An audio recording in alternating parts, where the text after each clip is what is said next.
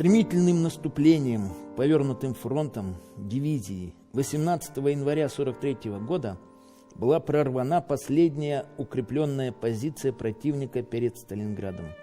На участке Воропонова и до подхода к самому Сталинграду дивизия полностью разгромила 371-ю пехотную дивизию немцев.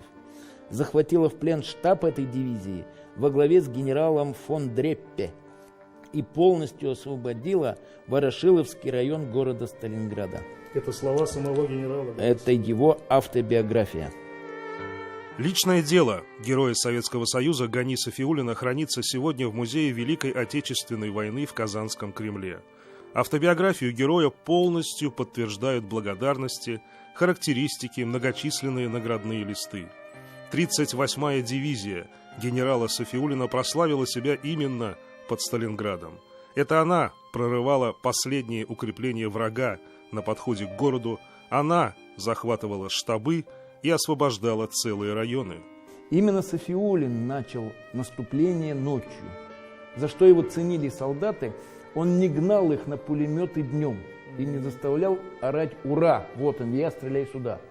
У него все основные операции происходили мелкими группками ночью и брали как правило, спящими немцев. Личных вещей осталось немного. В Музее войны есть вот этот китель. Он настоящий, личный. Есть и еще один, вот он. Он находится в фондах Национального музея республики с 1974 года. Был передан вдовой почти сразу после смерти героя. Героев много, но такой вот у нас генерал. Один, и тем более такой полный комплект наград, это тоже уникальная коллекция. Орден Суворова второй степени, это как раз 43-й, это за Сталинград. Здесь же, конечно, и звезда героя, и медаль за оборону Сталинграда. Высочайшие награды страны. А из самого редкого и уникального, пожалуй, вот это. Это орден Британской империи, пожалованный Гани Сафиуллину самим королем Георгом VI. Принимая во внимание и оценивая ваши услуги в управлении воинским соединением, представляю вас к почетной награде ордену превосходительства Британской империи. И подпись? Подпись Георг VI.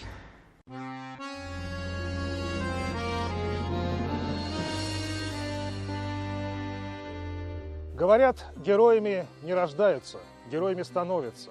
Но ведь и герои где-то рождаются, и место, где они рождаются, во многом формирует их. Наверное, это замечательный факт, что будущий герой Советского Союза Гани Бекинович Сафиуллин родился не в Казани. В таком случае, возможно, он бы и не стал героем. И, во-вторых, в этом случае, наверное, 99% его земляков вряд ли что-либо знали о его славном жизненном пути.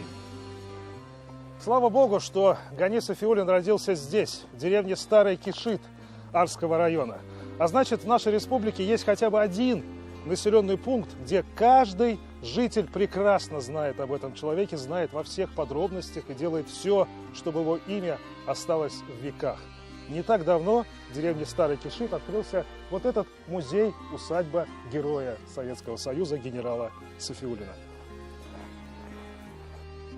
Ценность этого музея в том, что стоит он на том самом месте, где когда-то стоял родной дом Гани Сафиуллина, дом, где родился герой. Ценность его еще и в том, что он никогда не пустует. Призывников перед отправкой везут именно сюда. Студентов местных колледжей также привезут сюда обязательно. И мимо не проедешь даже. Повсюду, на трассах, на проселочных дорогах, указатели через каждые 100 метров. Этот музей не для галочки. Когда молодые приходят к нам сюда в музей, смотрят, и глядя только на эти пробитые каски, да, на эти котелки, которые насквозь пробиты, можно видеть, какое страшное сражение там происходило и какие жертвы принес советский народ вот именно в годы войны, особенно вот на этом сражении. Почему вот человек вышел из этой деревни, да, и стал героем? Просто так ничего не происходит, правильно, да? та вода, которую он пьет здесь, та земля, по которой ходит, те люди, которые общаются, испытания, они все формировали личность героя, я считаю. И все должны знать об этом. Здесь, в Арском районе, еще есть с кем поговорить о великом человеке, о том, как будущий герой в 20 лет остался сиротой, покинул отчий дом и вернулся сюда только после войны. Вернулся, кстати, в Казань, где и прожил до самой своей смерти в 1973-м. Гани Сафиуллин стоял у истоков ветеранского движения в городе, а жил он вот здесь, в центре города, рядом с Фуксовским садом.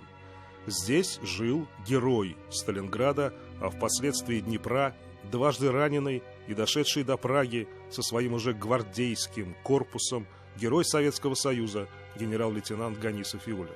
Вот, что мы ожидали увидеть здесь. Но нет даже таблички на доме. Единственный памятник на Арском кладбище, надгробный. Слава богу, одно из предприятий Казани, как раз то, что организовало музей на родине героя, следит и за местом его захоронения. Сюда же имеют возможность прийти и родственники Гани Сафиуллина. У вас нет какой-то вот обиды, что, не то чтобы даже памятника нет Гани Сафиуллину в городе, даже таблички вот нет, даже элементарно на доме, где он жил? Очень даже обидно, конечно. Было бы хотя бы в Казани, центре столицы Татарстана, был какой-то музей или памятник даже, потому что это такие люди, они никогда не должны забываться. Они очень много сделали для Родины, взамен получаясь ничего. Ладно, слава богу, вот хоть улица названа. Мы на улице Сафиуллина находимся. Вы знаете, кто такой Сафиуллин был? Нет, не знаю, к сожалению. Сафиуллина? Нет. Не слышали ни разу? Слышала, но вспомнить не могу сейчас. Живете здесь, да? Нет, живу не здесь. Улица Сафиуллина в городе Казани названа в честь легендарного героя Советского Союза генерала Гани Бекиновича Сафиуллина. Разумеется, мы и не ожидали, и не могли ожидать, что большая часть тех людей, которых мы встретили здесь, на этой улице, расскажут нам о том, в честь кого она была когда-то названа. Можно, конечно, осуждать этих людей, а можно осудить и тех людей, которые называли, например, так улицу когда-то. Мне кажется, если бы эту улицу назвали в свое время не улицей Сафиуллина просто, а улицей Гани Сафиуллина, улицей генерала Сафиуллина, улицей героя Сафиуллина, то, наверное, значительно большее количество людей начали бы обращать внимание на то, что написано вот на этих самых табличках.